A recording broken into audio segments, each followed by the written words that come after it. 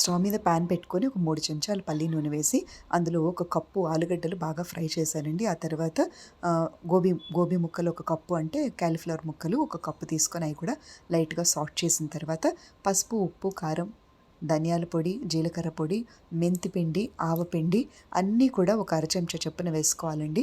ఆ తర్వాత కొద్దిగా నేను ఎక్స్ట్రా ఇంకొక 2 చెంచాలు నేను కారం కూడా వేశాను. ఒక పావు చెంచా ఉప్పు కూడా వేసుకొని టేస్ట్ చూసుకొని ఇవన్నీ కూడా కలిపి బాగా ఫ్రై చేసుకోవాలి.